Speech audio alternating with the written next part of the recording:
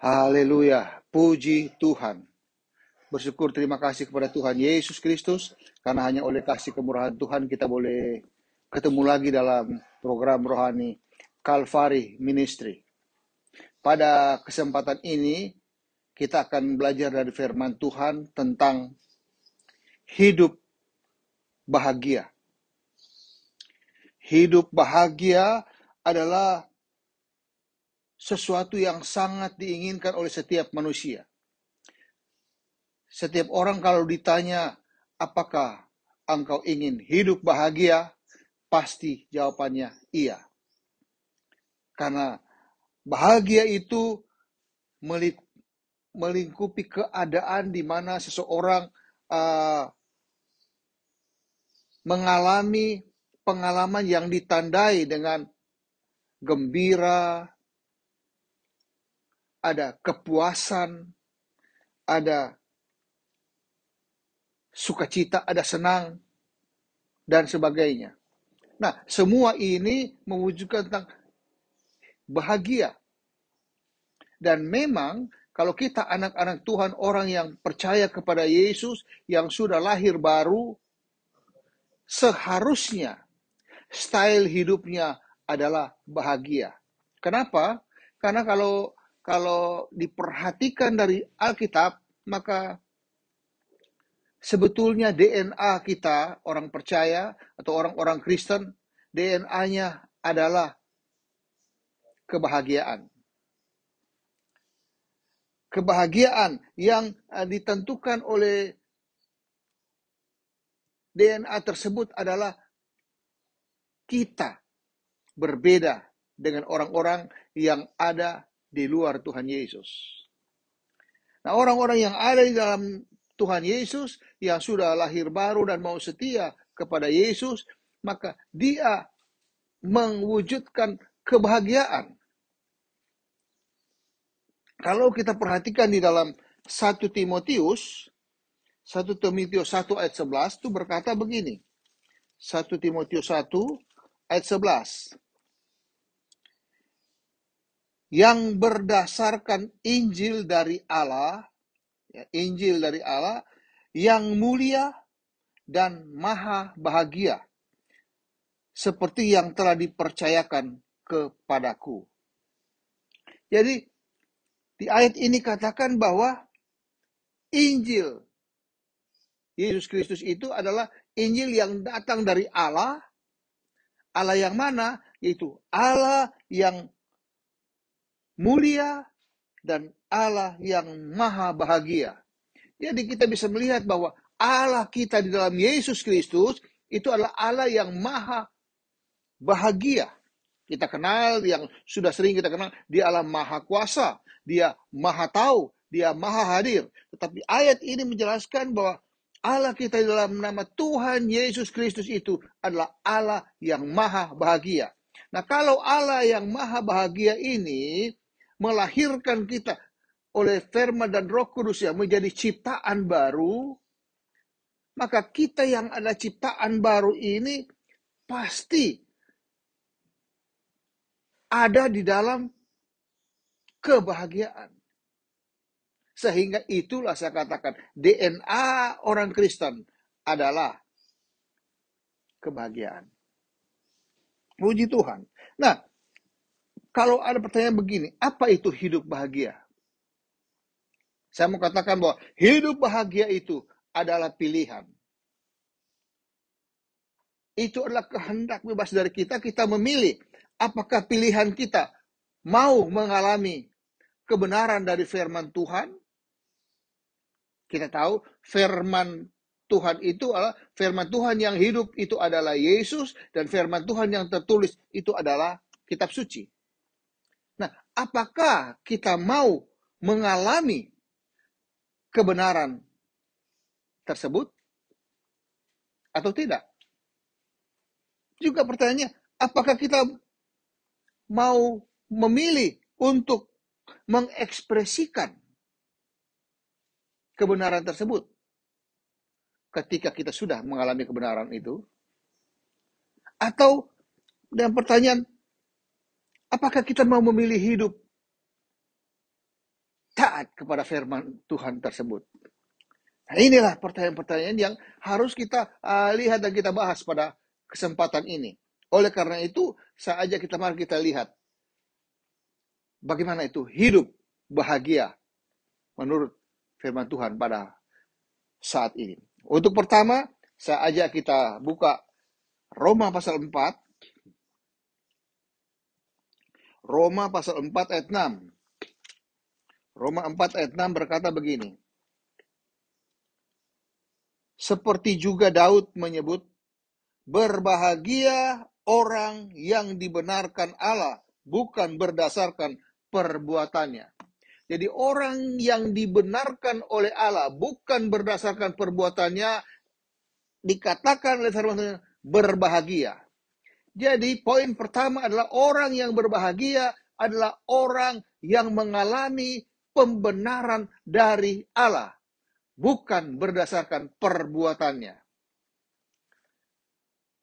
Bukan berdasarkan perbuatannya, dia mengalami pembenaran dari Allah. Pembenaran itu di ayat 7 katakan, berbahagialah orang yang diampuni pelanggaran-pelanggarannya dan yang ditutupi dosa-dosanya. Ayat 8 katakan, berbahagia manusia yang kesalahannya tidak diperhitungkan Tuhan kepadanya. Itulah yang kita kenal dengan Allah. Katakan bahwa Allah kita adalah Allah yang mengampuni segala dosa kita dan dia melupakan yang sudah. Semuanya yang sudah kita perbuat dan sudah diampuni oleh Allah kita di dalam Yesus Kristus ketika dia menyerahkan nyawanya mati di kayu salib Kalvari itu, maka setiap orang yang percaya kepada Yesus, dia segala dosa kesalahannya sudah dihapuskan, ditutupi, bahkan pelanggaran-pelanggarannya dikatakan diampuni oleh Tuhan dan dia melupakan yang sudah. Dia tidak lagi mau ingat-ingat kesalahan kita. Haleluya, puji Tuhan. Jadi kalau kita mau memiliki Allah yang benar, yang membenarkan kita itu, maka kita harus datang kepada dia, kita harus mengaku segala dosa kesalahan kita. Alkitab katakan, Allah kita adalah Allah yang setia dan adil. Dia akan mengampuni segala dosa kita ketika kita datang, mohon ampun kepadanya. Haleluya, puji Tuhan. Itulah Allah kita yang luar biasa, yang mau membenarkan kita dari segala kesalahan, segala dosa kita. Karena Alkitab katakan, semua orang telah berbuat dosa dan hilang kemuliaan daripada Allah. Dan semua orang yang hilang kemuliaan daripada Allah yang sudah berbuat dosa ini, ujung-ujungnya upah dosa adalah maut. Maut berbicara tentang kematian kekal di neraka, disiksa siang dan malam di neraka. Oleh karena itu, Allah yang penuh dengan kasih sayang, dia datang ke dalam dunia ini, menjelma menjadi manusia Yesus, penuh dengan kasih karunia dan kebenaran. Dia tawarkan kehidupannya di kayu salib Kalvari. Dia tanggung segala dosa kita. Siapa yang percaya kepada dia, tidak binasa, tapi beroleh hidup yang kekal. Haleluya, puji Tuhan. Inilah pembenaran yang dari Tuhan. Sehingga mau hidup bahagia. Alkitab tadi katakan, berbahagialah orang yang dibenarkan Allah, bukan berdasarkan perbuatannya. Bukan berdasarkan perbuatannya, ini berbicara tentang apa yang dikelaskan oleh Efesus pasal 2 ayat 8. Sebab karena kasih karunia kamu diselamatkan oleh iman. Itu bukan hasil usahamu, tetapi pemberian Allah. Jadi oleh kasih karunia manusia diselamatkan oleh iman. Allah yang penuh dengan kasih karunia itu menawarkan diri dengan mati di kayu salib Kalvari, dan kalau kita percaya atau beriman kepada karya Yesus di kayu salib Kalvari itu, maka kita memperoleh keselamatan secara gratis yang seharusnya tidak layak kita terima. Tetapi selagi kita masih berdosa, Allah mengasihi kita. Dia sudah mengasihi kita. Dan dia datang mau menawarkan diri kepada kita. Kalau kita percaya, beriman, maka kita memiliki keselamatan. Maka ayat dikatakan, sebab karena kasih karunia, kamu diselamatkan oleh iman. Haleluya. Itulah sebabnya kita dikatakan orang-orang beriman. Di luar dari Yesus Kristus tidak dikatakan orang beriman. Orang yang beriman itulah orang yang percaya kepada Yesus. Siapa Yesus itu? Dia adalah Allah yang menjelma menjadi manusia, berinkarnasi menjadi manusia, supaya bisa dapat mewujudkan tentang bagaimana kasih Allah kepada seluruh dunia ini. Sehingga kalau kita meresponi kasih Allah itu, kita memiliki keselamatan. Haleluya. Puji Tuhan. Jadi keselamatan itu diberikan gratis kepada kita yang seharusnya tidak layak. Oleh karena kita bersyukur, terima kasih kepada Tuhan. Ketika kita diselamatkan dari satu kekuatan kegelapan yang mencengkeraman kita, sehingga kita tidak bisa keluar dari cengkeraman kegelapan itu. Hanya oleh pertolongan Tuhan, tangan kanan Allah yang maha kuasa, penuh kasih karunia itu, dia dapat mengangkat kita dan dia pindahkan kita kepada kerajaan terang anaknya. Itulah karya Yesus yang luar biasa, sehingga kita memiliki kebenaran di dalam Yesus. Oleh karena itu, 2 Korintus pasal 5 berkata, 2 Korintus 5 ayat 21 berkata begini, dia, yaitu Yesus, yang tidak mengenal dosa. Dia tidak mengenal dosa. Bagaimana dia berbuat? Dia tidak pernah kenal itu dosa, apalagi membuat dosa. Dia, yaitu Yesus, yang tidak mengenal dosa, telah dibuatnya menjadi dosa karena kita. Dibuat Allah, Yesus itu menjadi berdosa. Kenapa? Karena dosa seluruh umat manusia, termasuk engkau dan saya. Itu dosa-dosa kita dilimpahkan kepada Yesus sebagai oknum. 100% Allah, 100% manusia. Menjadi dosa karena kita. Supaya, untuk apa dia tanggung segala dosa-dosa kita di kayu salib Kalvari? Supaya di dalam dia, ketika kita percaya kepada dia, kita dibenarkan oleh Allah. Kita dibenarkan oleh Allah di dalam Yesus Kristus. Haleluya. Oleh karena itu, siapa yang sudah percaya kepada Yesus saat ini, bersyukur karena engkau sudah dibenarkan oleh Allah. Tetapi engkau yang belum percaya kepada Yesus, masih ada waktu. Selagi engkau masih diberikan kesempatan untuk hidup, engkau punya kesempatan untuk berkata kepada Yesus. Dia maha hadir, dia ada di sekitar engkau saat ini. Mungkin engkau ada di kamar, mungkin engkau sedang menyetir mobil, atau engkau sedang berada di tempat pertemuan dan sebagainya. Katakan kepada Yesus, Yesus, mari masuk dalam hidupku. Aku percaya engkau sudah tanggung dosa-dosaku di kayu salib Kalvari. Mari, bersihkan hatiku. Dan saat itu juga dia akan kerjakan di dalam hidupmu. Ada perubahan. Dia berikan iman dari firman Tuhan. Karena firman Tuhan itu membangkitkan iman. Haleluya. Puji Tuhan. Dia yang tidak mengenal dosa telah dibuat berdosa supaya manusia, yaitu kita semua yang berdosa ini, dibenarkan oleh Allah. Oleh karena itu kita bersyukur. Hidup bahagia adalah hidup di dalam kebenaran yang sudah dibenarkan oleh Allah. Sehingga kita punya posisi orang-orang benar. Haleluya. Tadinya orang-orang berdosa. Kita tadinya hamba-hamba dosa. Tetapi oleh karena kasih Allah yang begitu besar, dia pindahkan kita dalam kerajaan terang anaknya. Kita menjadi benar. Dan kita menjadi hamba kebenaran. Dari hamba dosa, menjadi hamba kebenaran. Puji Tuhan. Itu poin yang pertama. Hidup bahagia adalah pilihan kita mengalami kebenaran yang dari Tuhan. Kita dibenarkan oleh Allah. Poin yang kedua, saya ambil dari dalam Kisah Rasul pasal 20. Kisah Rasul 20. Kisah Rasul 20 ayatnya yang ke 35. 35. Dalam segala sesuatu telah kuberikan contoh kepada kamu. Ini Rasul Paulus mengatakan, dia memberikan contoh kepada orang-orang yang sudah dibenarkan oleh Allah. bahwa dengan bekerja demikian kita harus membantu orang-orang yang lemah dan harus mengingat perkataan Tuhan Yesus. Perkataan Tuhan Yesus itu adalah firman Allah, firman kebenaran, firman yang benar. Harus mengingat perkataan Tuhan Yesus, sebab ia sendiri, yaitu Yesus sendiri yang mengatakannya. Yesus sendiri telah mengatakan adalah lebih berbahagia memberi daripada menerima. Adalah lebih berbahagia memberi daripada menerima. Oh, ini luar biasa. Yesus sendiri yang mengatakan firman Tuhan ini. Firman kebenaran ini dikatakan keluar dari mulut Yesus. Dia katakan bahwa adalah lebih berbahagia memberi daripada menerima.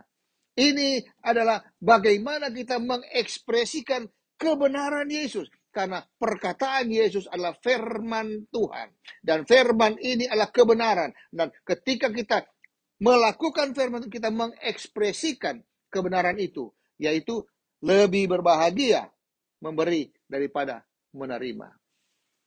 Haleluya. Puji. Kalau konsep manusia, orang dunia, orang bisnis, dan sebagainya berpikir bahwa kalau kita memberi, itu berarti berkurang harta kita. Kalau kita menerima keuntungan dan sebagainya, maka berarti kita bertambah harta kita. Itu konsep dunia.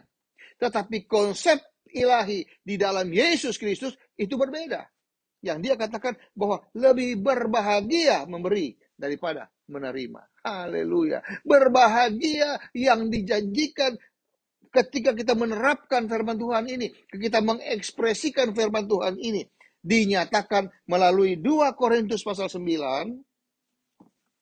2 Korintus pasal 9 ayatnya yang ke-6, 7, dan 8. 2 Korintus 9 ayat 6, 7, dan 8 ini berbicara tentang 3 prinsip memberi. Karena kalau kita memberi akan lebih berbahagia. Sudah berbahagia ketika kita dibenarkan oleh Allah. Tetapi setelah kita melakukan, mengekspresikan kebenaran itu, maka kita akan lebih berbahagia lagi. Itu yang dikehendaki oleh Tuhan. Karena memang DNA kita, orang percaya kepada Yesus, adalah DNA kebahagiaan. Pembeda, itu genetik pembeda antara bukan anak Tuhan dan anak Tuhan. Haleluya. Ayat 6 mulai. Camkanlah ini, perhatikan dengan sungguh-sungguh dan simak dengan benar. Orang yang menabur sedikit akan menuai sedikit juga, dan orang yang menabur banyak akan menuai banyak juga. Ayat 7, hendaklah masing-masing memberikan menurut kehendak, menurut kerelaan hatinya, jangan dengan sedih hati atau karena paksaan. Sebab Allah mengasihi orang yang memberi dengan sukacita. Ayat 8, dan Allah sanggup melimpahkan segala kasih karunia kepada kamu, supaya kamu senantiasa berkecukupan di dalam segala sesuatu, dan malah berkelebihan di dalam pelbagai kebajikan. Ayat ini berbicara tentang 3 prinsip memberi. Prinsip yang pertama di ayat 6 katakan itu tentang tabur tuai. Kalau kita tabur sedikit, tuainya sedikit. Kita tabur banyak, tuainya banyak. Ini hukum tabur tuai. Dan itu berlaku bagi orang-orang percaya. Orang-orang yang sudah dibenarkan oleh Allah. Prinsip yang kedua adalah dikatakan di sini, hendaklah masing-masing memberi menurut kerelaan hatinya. Hati yang rela, hati yang tulus ikhlas memberi. Dan jangan dengan sedih hati. Jangan dengan sedih hati. Manusia, konsep manusia, dia akan sedih hati kalau memberi. Kenapa? Karena ketika dia memberi, konsepnya dia berkurang hartanya. Itu sehingga dia sedih hati karena berkurang hartanya. Sehingga agak sulit orang dunia untuk memberi. Tetapi seorang anak Tuhan yang sudah dibenarkan oleh Tuhan karena kasih yang begitu besar, maka dia timbul kasihnya kepada Allah dengan memberi dengan sukarela. Hatinya ikhlas untuk memberi. Dan saat itu dikatakan, orang yang memberi dengan ikhlas itu itu jangan dengan sedih hati. Kenapa tidak sedih hati, tetapi harus dengan sukacita? Karena pengertian memberi dalam konsep ilahi firman Tuhan itu adalah kita memberi kepada Allah itu, kita harus pandang bahwa kita tidak sedang kehilangan. Pada saat orang Kristen memberi, maka itu dia tidak sedang kehilangan, tetapi dia sedang mendapat berkat. Haleluya, puji Tuhan. Inilah konsep ilahi kebenaran firman Tuhan. Prinsip yang kedua, tidak dengan sedih hati. Kenapa? Karena pada waktu dia memberi, itu berarti dia menabur. Dan Allah yang maha kuasa, maha hadir, maha tahu itu, dia melihat apa yang sedang kita tabur. Begitu kita beri tersebut, itu bukan hilang jumlahnya, tetapi dia akan menerima besar. Karena makin besar yang dia tabur, dia akan tuai makin besar. Contoh yang paling jelas adalah biji jagung. Satu butir biji jagung, itu ketika kita tanam, dan Allah melihat itu dan dia tumbuhkan satu biji itu menjadi satu pohon, maka dia akan menghasilkan sekian banyak tongkol jagung. Itu artinya, kita bukan kehilangan, tetapi mendapat berkat. Sebab itu, jangan memberi dengan sedih hati. Dan prinsip ketiga adalah Allah sanggup mencukupi kebutuhan, keperluan kita. Bahkan dia memberikan dengan berlimpah-limpah. Di sini kata berkelebihan di ayat 8. Berlimpah-limpah. Karena Allah kita, Allah yang memberi dengan berlimpah-limpah. Karena dia yang memiliki segala-galanya. Dia Allah yang sanggup mengadakan dari tidak ada menjadi ada. Dari tidak melimpah menjadi berlimpah-limpah. Itulah Allah kita di dalam nama Tuhan Yesus Kristus. Haleluya. Puji Tuhan. Dari sini kita bisa melihat bahwa kalau kita memilih untuk mengekspresikan kebenaran firman Tuhan itu, maka berbahagia, bahkan lebih berbahagia kalau kita memberi daripada menerima. Haleluya, puji Tuhan. Sekarang poin yang ketiga. Poin yang ketiga saya ambil dari Injil Lukas pasal 11. Injil Lukas pasal 11 ayat 28 berkata begini. Tetapi ia, yaitu Yesus, berkata, yang berbahagia ialah mereka yang mendengarkan firman Allah dan yang memeliharanya. Yesus berkata, Yesus berfirman, itu firman kebenaran itu adalah yang berbahagia ialah mereka, orang-orang yang sudah dibenarkan ketika mendengarkan firman Tuhan dan memeliharanya. Mendengarkan firman Tuhan dan memeliharanya itu artinya dia merenungkan firman Tuhan itu. Dan Alkitab katakan, orang yang merenungkan firman Tuhan itu siang dan malam, maka dia akan apa saja yang diperbuatnya berhasil. Mazmur 1 ayat 2 dan 3. Mazmur 1 ayat 3 mengatakan, tetapi yang kesukaannya ialah Taurat Tuhan. Taurat Tuhan itu firman Allah. Yang merenungkan Taurat itu siang dan malam.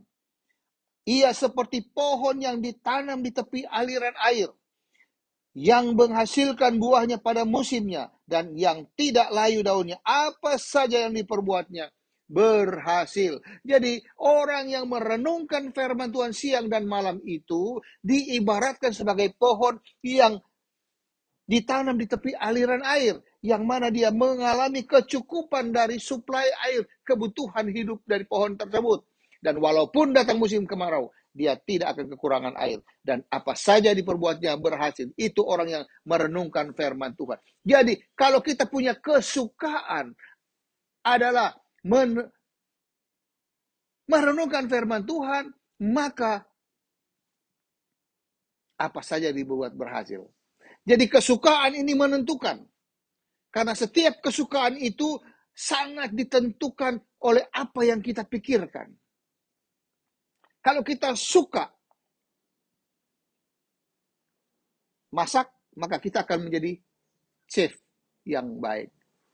Kalau kita suka belajar, maka kita akan memiliki pengetahuan yang banyak. Jadi suka di sini sangat menentukan. Dan apa yang kita pikirkan, kita wujudkan dalam satu suka. Dan Alkitab katakan suka. Kesukaanku ialah merenungkan firman Tuhan. Nah, kata merenungkan ini merupakan kata kunci. Merenungkan di sini bukan cuma merenung-renung duduk di pinggir di meja makan kemudian kita merenungkan hal-hal yang susah-susah, tapi merenungkan di sini berbicara pengertian tentang kita membaca firman Tuhan, kita meneliti, belajar firman Tuhan, dan kita melakukan firman Tuhan.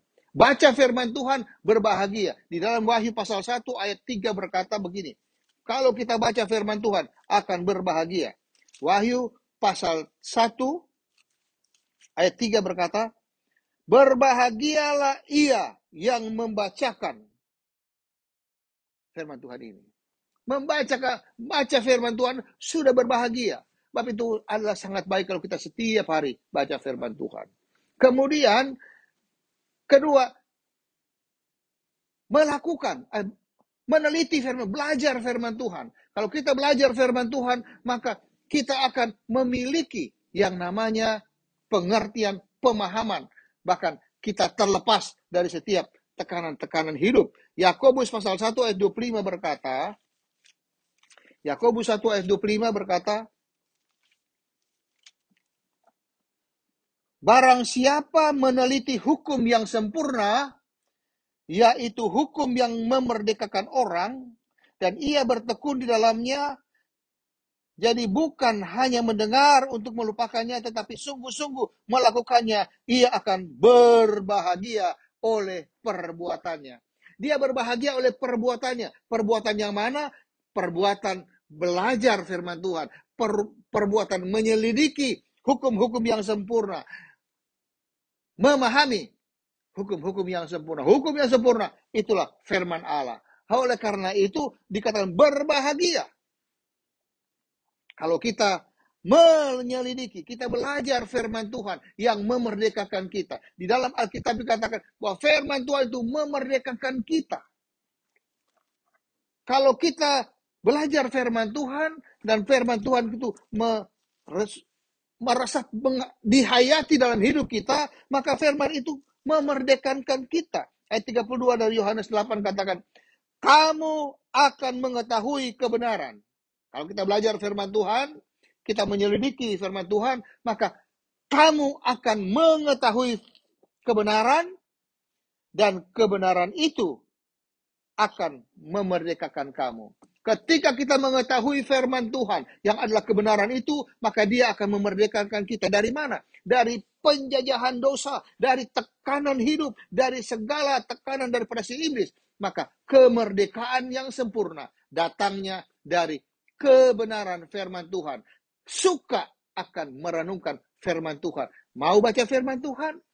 Yang berbahagia. Mau menyelidiki firman juga berbahagia. Dan yang ketiga dikatakan yang melakukan. Jadi membaca, menyelidik, dan melaksanakan. Di dalam Injil Lukas pasal 6 dikatakan ayat 47 berkata begini. Setiap orang yang datang kepadaku, kepada Yesus, dan mendengarkan perkataanku, serta melakukannya. Ini melakukan firman Tuhan. Aku akan menyatakan kepadamu dengan siapa ia dapat disamakan. Orang yang mau melaksanakan firman Tuhan, maka dapat disamakan dengan apa? Disamakan dengan ayat 48. Ia sama dengan seorang yang mendirikan rumah. Orang itu menggali dalam-dalam dan meletakkan dasarnya di atas batu. Ketika datang air bah dan banjir melanda rumah itu tidak dapat digoyahkan. Karena rumah itu kokoh dibangunnya. Jadi orang yang melaksanakan firman Tuhan diibaratkan suatu rumah yang dibangun di atas satu dasar batu yang kokoh. Sehingga pada waktu air bah datang, ini berbicara tentang pencobaan-pencobaan yang berat dan besar. Banjir datang, melanda rumah itu, dia tidak akan roboh. Mungkin ada sekarang banjir air bah yang berbicara tentang COVID-19, berbicara tentang resesi ekonomi. Tetapi kalau kita bangun bangun rohani kita di atas dasar yang kokoh, batu yang kokoh itu, maka walaupun pencobaan bergantian, hebat-hebat datang kepada kita, kita tidak akan roboh. Kita tidak akan, kalau kita melaksanakan firman Tuhan. Dasar batu yang kokoh itu siapa? Ayat yang terakhir. Di dalam Korintus dikatakan bahwa 1 Korintus pasal 3 ayat 11 berkata, karena tidak ada seorang pun yang dapat meletakkan dasar lain daripada dasar yang telah diletakkan, yaitu Yesus Kristus. Dasar dari bangunan kita itu adalah Yesus Kristus. Dasar iman kita adalah Yesus Kristus. Alkitab katakan, iman adalah dasar dari segala sesuatu yang kita harapkan. Dasar itu adalah Yesus Kristus. Kalau kita mengharapkan berhasil, dasarnya Yesus. Laksanakan firman Tuhan. Kalau kita mengharapkan kesuksesan, dasarnya Yesus Kristus. Haleluya. Puji Tuhan. Jadi dengan demikian kita dapat mengatakan sekali Yesus tetap Yesus. Karena kita berdiri rumah bangunan rohani kita di atas dasar yang kokoh, yaitu Yesus Kristus. Walaupun pencobaan datang silih berganti, apalagi kita hidup di akhir zaman sekarang ini. Tapi kalau kita berdiri atas kebenaran Yesus Kristus, maka kita tidak akan roboh. Haleluya. Puji Tuhan. Jadi dari sini kita tahu, hidup bahagia itu adalah ketika kita dibenarkan oleh Allah. Ketika kita memberi lebih baik daripada menerima. Dan yang ketiga, ketika kita merenungkan firman Tuhan siang dan malam dengan membaca, menyelidik, dan melakukan firman Tuhan. Terpujilah nama Tuhan. Sekali Yesus, tetap Yesus.